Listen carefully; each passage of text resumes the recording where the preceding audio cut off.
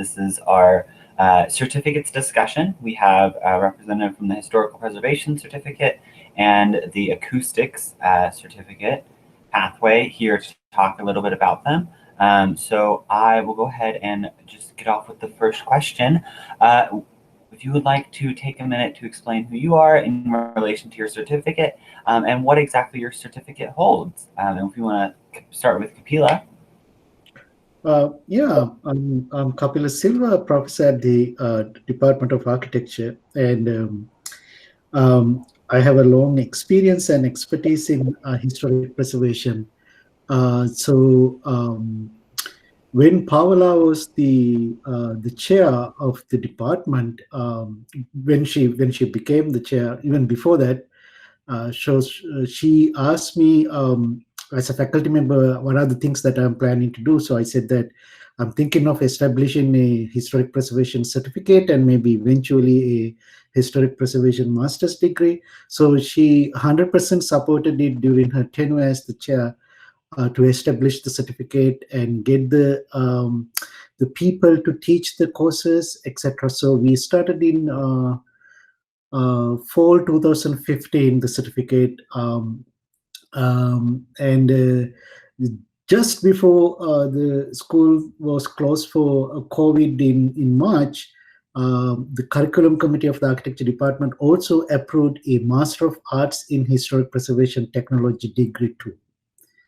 So not only we have a certificate, now we have a master's in historic preservation degree too. Talk about acoustics, you can. So the acoustics program was started by Bob Coffeen, and that's where I got my start. So my background is I actually graduated from Kansas State with a degree in architectural engineering. And those of you that have 530 have heard this story, and if you've had 520, you've heard this story, and 521, you've heard this story. But for those of you that are looking at coming over and adding this skill set to your repertoire, I didn't know that it existed, and I studied structures for 4 years. Realized that I hated structures after 4 years of taking structures. I got tired of sizing structural members and them failing and then making them bigger until they didn't fail and move on to the next one. Wasn't really my cup of tea. And someone had recommended that I take electroacoustics here at KU.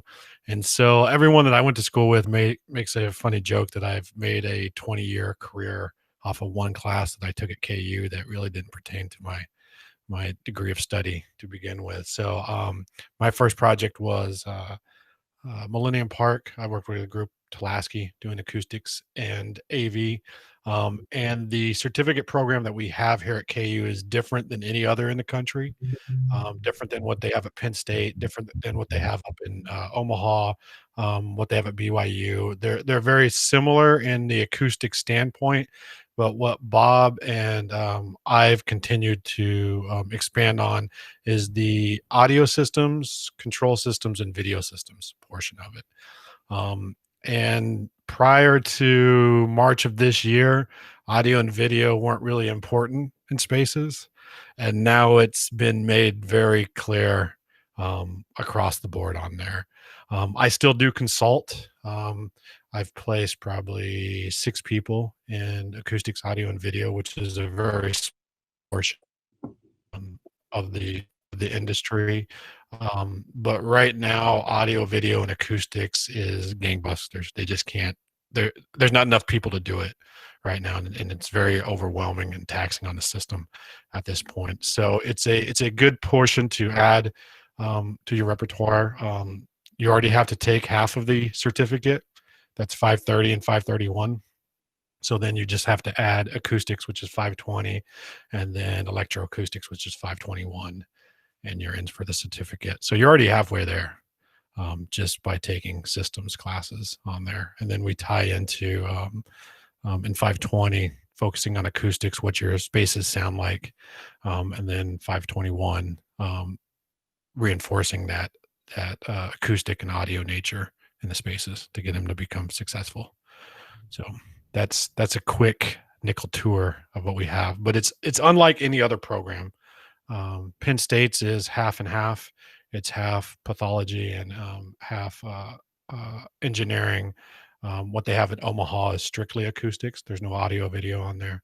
What they have over at BYU is more physics based, and the same that's happening down in Florida. It's more of an acoustics base. So this is the only program that offers a full working system, and it's working knowledge. Everyone that we have that goes through the system can go to a firm and be working day one, and not have to spend a month and a half to come up to speed with something. So it's a very rare opportunity that we have. Awesome. I'll go ahead and ask you to expand upon what exactly does your certificate allow students to do in the field? What kind of specialty do they gain and experience do they gain by taking your certificate? Go ahead, Kapila. We'll stay in order. Historic preservation means how to take care of historic environments. That includes historic buildings, structures, historic neighborhoods, historic towns, and historic landscapes. So as architects, we always get to work with buildings, projects next to historic buildings, to add to historic buildings, retrofit historic buildings. Sometimes it could be one large urban area which is historic. How to preserve those historic structures, as well as to how to add new buildings within those historic context, in a way that we pay homage or respect to the historic context. Now, for example, think about the forum in Marvin Hall as an addition to the Marvin Hall. Marvin Hall is an historic structure. It's on the historic Oriad campus, or historic Oriad district in Lawrence. This is the area basically along the Jayhawk Boulevard. In order to add a new building into that, there are a lot of restrictions about that. So you need to follow those guidelines, but at the same time, you need to figure it out how to add that new building into a historic building without really copying the historic styles of that old architecture, and in a way that you also respect the historic building. I mean, whatever we are going to design in an environment, something had already existed in that environment, something is existing in that environment. So how to deal with that existing condition is always an aspect of architectural practice. It becomes very critical and restrictive when you are actually going to work with an environment that has a lot of history in it, and it is also partially or fully listed as an historic district. Then there will be a lot of codes and design restrictions that will come up with. So that's that. So working with historic buildings and environments is an integral aspect of architectural practice. Now, when you think about creating a sustainable environment, that also means how to use the existing building stock without demolishing them. They are built with resources at using resources at a certain point in time. Energy was used to construct those buildings, so the energy is embodied in these buildings. So if you demolish the building to build a new building, that means you're completely disregarding the resources spent on building that historic building. So if you really want to be an architect who really practice sustainability, that means you need to figure it out how to take care of the historic buildings without demolishing them.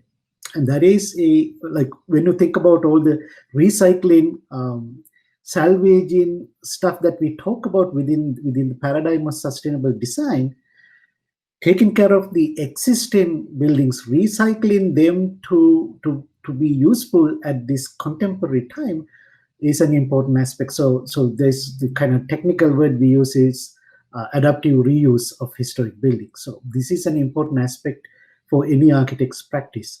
So in terms of jobs, well, definitely as an architect, when you're practicing you're working on, you will have the opportunities to work on historic environments, but also there are architectural firms that have specific divisions or studios that actually work on historic preservation, or specifically specializing on how to take care of historic buildings. The students who may have backgrounds in museum studies, urban planning, geography, anthropology, political science, American studies, and whatnot, they also take this historic preservation certificate. The reason is that they could actually work in local and state and federal government, um, um, where the historic preservation divisions under those local governments, and also under the Department of Interior at the federal level. There are jobs available for people who have historic preservation experience. So for architects, actually, I mean, you don't have to necessarily go into that side, but within your normal architectural practice, you can always have the opportunity to work on historic preservation. But if you want to go into the more administrative aspect of historic preservation programs and funding and things like that, then you go into a more government side of historic preservation. I had lag on my side. Can you repeat the question just so I make sure that I answer it? I didn't take notes on this side. No worries. So what exactly does your certificate allow students to do in the field? Okay. So what kind of knowledge do they gain? Yeah, that's an easy question on there. So there's two aspects of it. There's the acoustic side, and this is divided into three portions. We've got noise control, noise isolation, and then room acoustics. Room acoustics is usually the imagined idea. This is the shaping of the room, and this is adding fuzz into the room, but it's only 1/3 of that. The other, noise control, is controlling the noise and level in the space. And then the isolation is either keeping noise from getting into the space or allowing sound to escape out of the space, thus becoming noise for adjacent spaces. And there's three aspects that we look at when we do that. And then when we get to 521, when we look at audio video systems, a lot of times what is hoped and kind of ties into the historic preservation side that Kapila was talking about is there's a lot of spaces that are setting underutilized, and long are the days gone of specialized spaces that it's only a performance space, or it's only a movie theater, or it's only a single use space. And so by understanding the acoustics of the space, you're able to understand what the space can do, instead of saying, okay, we've got this historic space, we want to make it into a meeting space, and we're going to throw an audio system in there, and the audio system is not going to overcome the space. So it's adding into the experience of the spaces that we already have. And what we do in both classes is we demystify the black magic portion of acoustics and audio, and apply the science to it. It's just physics. You have two things, both sides have it, whether you're looking at acoustics or audio and video.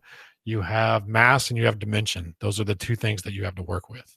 And sound behaves the same way no matter what it is. It's not smart. There's not a smart sound out there, and there's not ways to rewrite the laws of physics on there.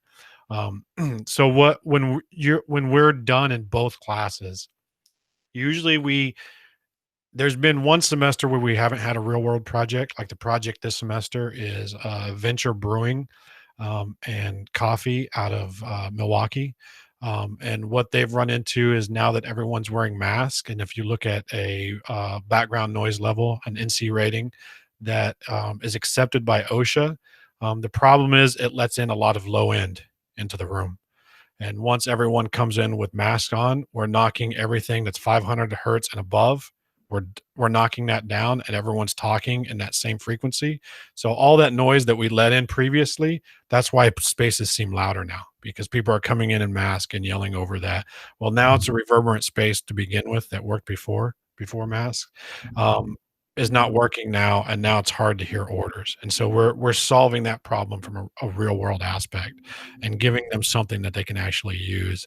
And we take it basically. Sometimes we get into the end of design development, but usually by the time we're at the end of classes, we've identified problems, we've come up with solutions for problems, and we've given a deliverable summary in the form of a programming report for the client that we deliver to them. And then once you have that idea, doing the actual design and recommendation to other portions of the industry is pretty straightforward, right? Because we've got those problems identified early. The big thing that I really want to enforce in the 2 semesters that I have students is, one, identifying the problem so you don't have to fix it after it's built, right? And if it's pretty simple, if it's just correcting a reverberation time of a room, taking it from 1.2 seconds down to zero point 0.8, right? Changing what your materials are in the room, that's pretty straightforward. But if you get into something that's structurally vibration or outside of your knowledge, you know where to go to, right? You're able to identify it and say, hey, we need to bring in an expert here, rather than not even be aware that there is a problem until you walk on site and you're like, why is it so loud in here? Right. We're able to identify those. And if you if you take that aspect of conservation and historic preservation that Capella has, and acoustics and audio, what you're essentially doing is you're carving out early on in projects that you can identify and specialize early in projects. And the employer knows that they can give you these subtasks to identify and not really flush out a full design, but identify them earlier. And what that does, I always say, but it's not realistic. You want to bring your consultants in at the start of every project, and that never happens, right? You just don't have the fees to do that. But what you get to do as a beginning architecture professional, you're able to recognize these things and flag them and say, we don't have a solution early on in programming, but we need to explore this more. So this number or this solution that we're giving you is not 100% knocked out, rather than trying to address it later on at 50% CDs on there. So that it gives you another set of tools in your toolbox to be able to have a successful design, and it really separates you from anyone else that's coming out, because you have that skill set involved. Awesome. That is really insightful into the certificate. We did have another professor join us to talk about the health and wellness certificate. So Wyatt, if you want to explain or introduce yourself, talk a little bit about your certificate, and then you can go ahead and go straight into that question we were just talking about, which is, what exactly does your certificate allow students to do in the field? Hi, everyone. My name is Hui Cai. I'm Associate Professor and Associate Director for the Institute of Health and Wellness Design. And we have 3 core faculty currently working for the Institute and many affiliate faculty.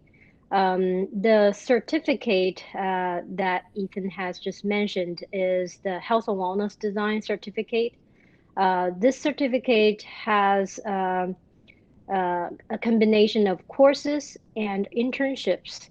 So a required course for this certificate is ARC 731. That's the Introduction to Healthcare Facility and Components. That's usually offered in spring semester. And it has a sequence. So if you are interested in getting the certificate, make sure to enroll in the 731. And then after 731, we will organize interview with our affiliate firms and many other firms that we have worked with in the past 10 years. So we place our students in firms around the nation that specialize in healthcare design. And our students are required to do 7 months internship as part of this certificate. And it's paid internship. And we have worked with many renowned top firms around the nation, including HOK, HKS, HDR, and Perkins Will, and Smith Group, etc. So we have relationship with about 40 firms that we have placed our interns in the past decade. And so that internship is also giving you academic credit. That's part of your certificate. And after you return from the internship, you will come back to Lawrence and finish your certificate with Capstone Studio with me. And the Capstone Studio is a research-based design studio. Usually we develop comprehensive master planning and specific healthcare facility design. In the past 6 years, we have won numerous national awards for our capstone project. Actually, we just won one more award this year for the Healthcare Environment Award. Our capstone student won the award out of more than 500 entries. And then 2 years ago, we won the same award in this Healthcare Environment Awards, which is the kind of the top award for healthcare design. And we have also won competition in UIA, the Union of International Architects Student Design Competition. And we have won still design competition, ACSA still competition. So we usually engage our students in a lot of the design competitions to encourage them to think out of box and also to integrate research or use evidence-based design approach for their final capstone project. And what else? We focus on connecting our students with practice as well as research projects. So a lot of our interns, while they're working with their intern firms, they're engaged in research projects. They actually translate those projects into national conference presentations and some even into journal articles. So we try to integrate those three components, the research, design, education, and practice together. And Ethan, what was the question? I forgot. You answered the first one really great. The second one was, what exactly does your certificate allow students to do in the field, or what knowledge do you prepare them for in the practice? Okay, yeah, thank you. So as you can imagine, healthcare facility is highly specialized. So there's a lot of there are a lot of jargons and terminology that's very unique to healthcare domain. So the course ARC 731 is an introductory course. It really is kind of a crash course to introduce the field of healthcare to you, and we bring industry expert, not only architects, but clinicians and people from the healthcare field to talk to our students. And so it's about building the vocabulary of our students to be able to communicate with your clients.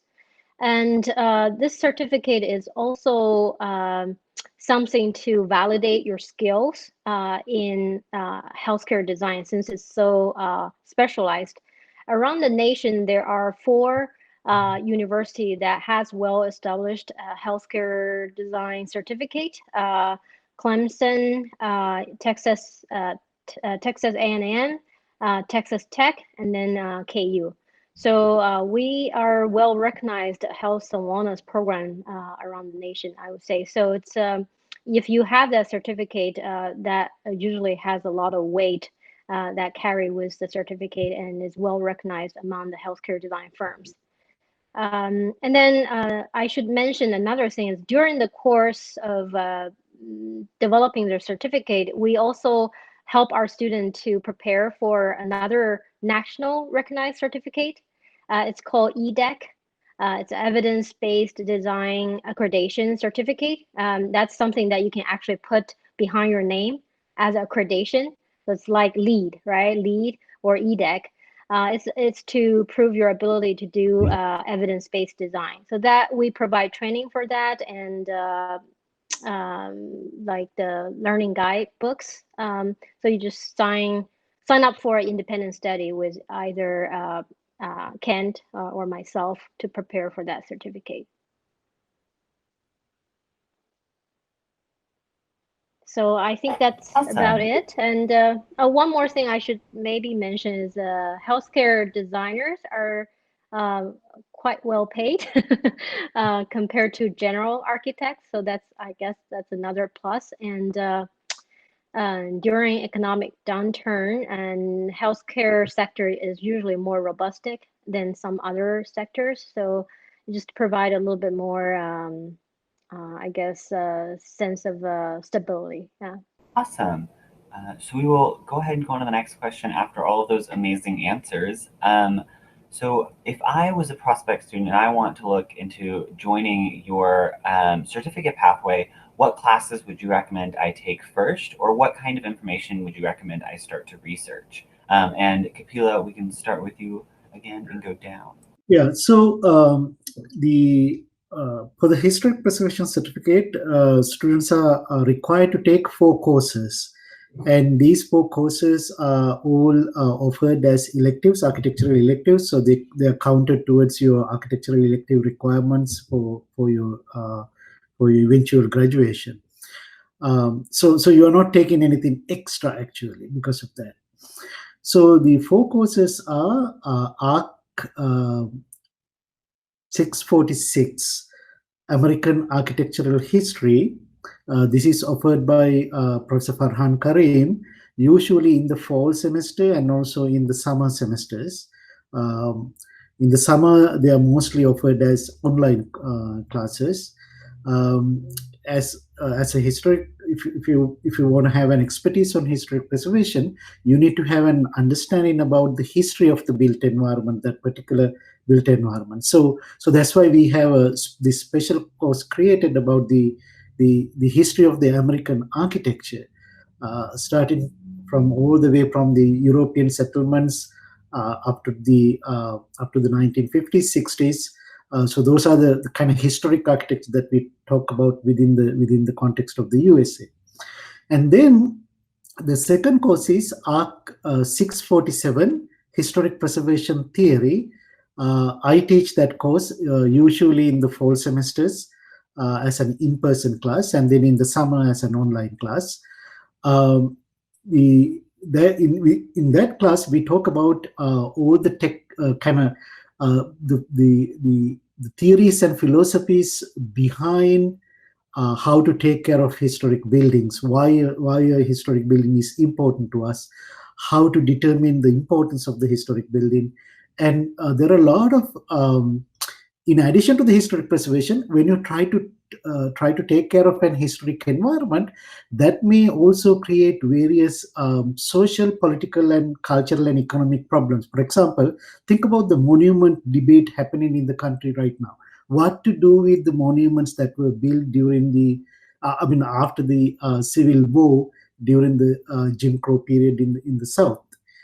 Now that is a historic preservation philosophy theory question, what to do with them. So we discuss the issues like that also in that class. And in addition to that, students are also introduced to the technical jargon within historic preservation that we use. And then usually in the spring semesters and also in the summer as online classes, that we offer the other 2 classes. That is Arc 648, Historic Preservation Planning. That means this is offered by Dr. Dale Nims. He's an adjunct lecturer at the architecture school. The idea of historic preservation planning is to offer the students an understanding about how to think of the large-scale historic environment, historic neighborhoods and historic towns, and how to identify what buildings are actually worthy of preservation, and what are the local, state, and federal regulations and laws available to protect those historic places, and what are the kind of tax credits and other economic means available to gather money to take care of those buildings, and then how to submit and get the approval of nomination of those historic properties to be listed as places to be preserved.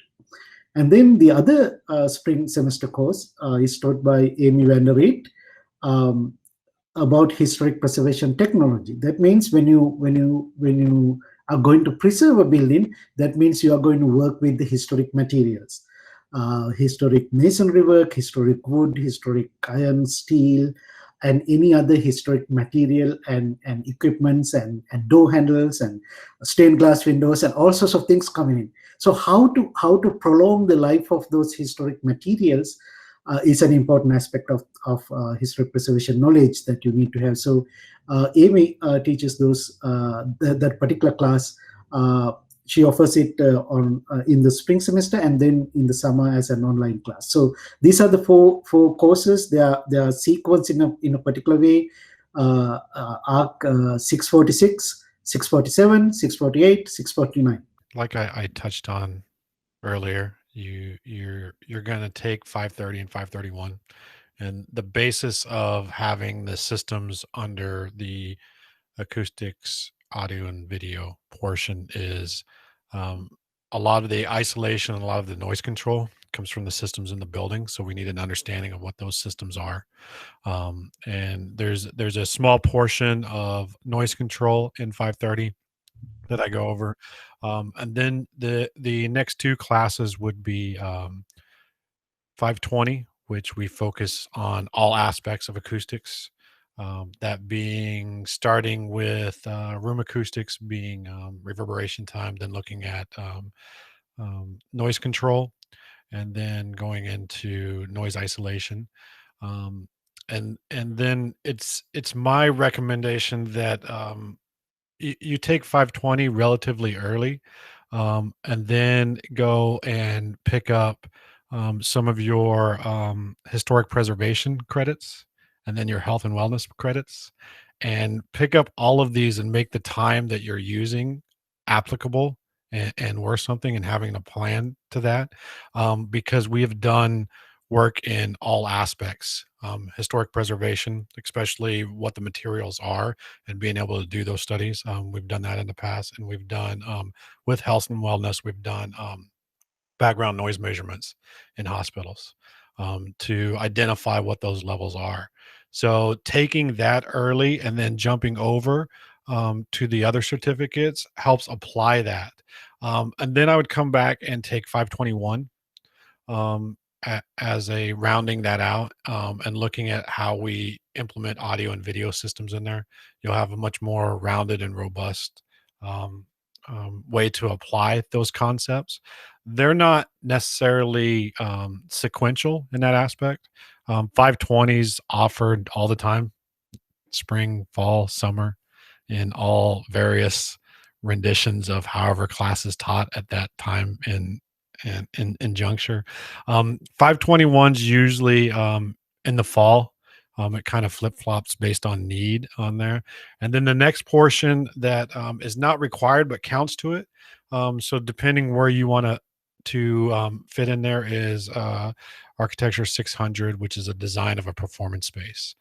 And I usually recommend that with depending which studio you're taking and applying it to that portion of a performance aspect of your studio project, because it helps to tie in to that. But again, they're not all dependent on there, because they're not necessarily siloed. We go through various concepts in each one, but starting with 520 helps round out what you learn in 530. And just the basis and the pacing of 530, a lot of people feel that it moves pretty fast. And then I apply the same aspect to the engineering side, and it's really the missing physics portion that architects have. But it's easily overcome. It's just kind of new, and it hits you out of nowhere because it's all different. And it's the same with any other certificates. What you're really laying the groundwork for is being able to explain two different sides. You have your client side that wants to meet a goal, and they want to fit it in some framework that they're not familiar with. and you have to know that jargon and be able to navigate the other worlds of that and be able to bring those together and make sure that you're managing those expectations. And that's really where it sets all of those. So you get it with 530, you get it with 531, that's half of it. Then you need 520 and 521, and then if you really get the bug, you can take 600 and then independent study.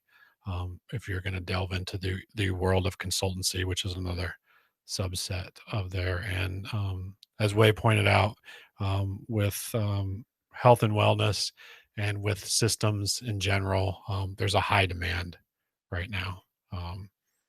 And there will always be a high demand, especially now, this wave that we're going to see.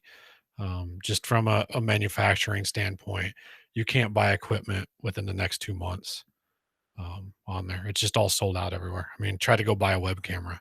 Now try to do that times 600 for a campus, right? It's just not possible right now. And that's not going to slow down at any time, right? We're not going to go back in that aspect. So it's good to know how you would implement that and be able to fix that. Jason, you're right. I ordered a video camera in summer and still back ordered. So yes, it's high demand and everybody's trying to figure out what's the best way of doing it.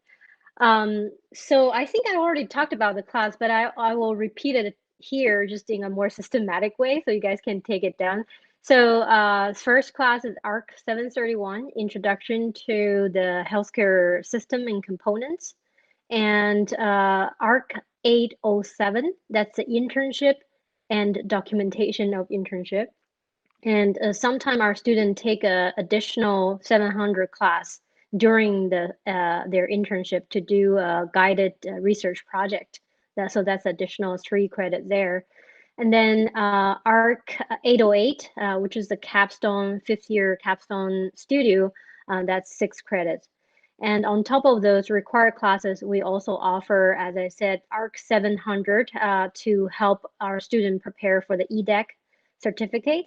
And we also have another online class called ARC 600 Evidence-Based Design in Healthcare Facility that's offered every fall semester using an online format. So those are the kind of the array of courses that we offer to our students to prepare them for the healthcare design field. It's kind of, we try to, combine some domain knowledge regarding the healthcare design and applying those knowledge into their either internship projects or research projects. Awesome. Great. Kind of got that list down. Now I know which classes to take. So with this last question, before we allow you guys to say whatever you want, I'm going to give you guys an opportunity to kind of brag about your programs and your certificates a little bit. So what major projects have you seen students that have gone through your program work on? Or what major projects have you feel like your certificate has helped with in the field? And I'll let whichever professor wants to jump at this first, go for it. We had a couple of our students graduated from last several years, I would say last 2 years. They worked for the preservation studio of Train Architects, which is located in Topeka, in their Topeka office, on a couple of historic preservation projects. And I would say the most notable project is the preservation of the State House of Kansas. And one of those students actually, after working over there, she went to Colorado to take on an historic preservation master's degree. This was before we started our master's degree in historic preservation. So she must be completing it this year. This should be her second year completing that degree. There's it's interesting. I did this list. Bob, from the entire program, Bob has delivered 48 consultants in the industry over the time that he's been there. And so that's a wide swath of where we all are, right? I'm a disciple out of there, but you have Brian Corey, who's now president of Kierkegaard and Associates, which I would have went to first, do a lot of performing arts. And then you've got Jeff Teal, who runs the acoustics program at Henderson. I've placed 2 students over there at Henderson working in the acoustics and AV department.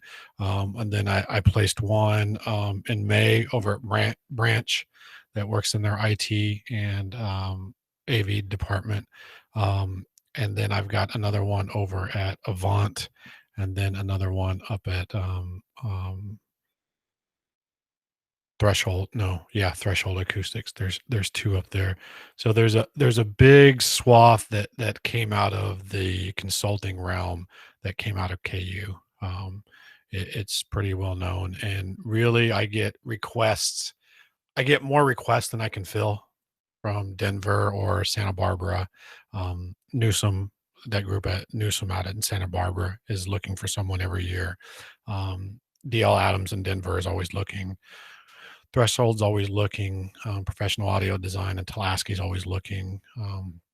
Jaffe over on the East Coast is always looking. So there's always opportunities, especially for new students. That what I run into a lot is it's interesting because it's a different scenario than what I was when I was getting out, because I would go anywhere that was not Kansas, I was down for.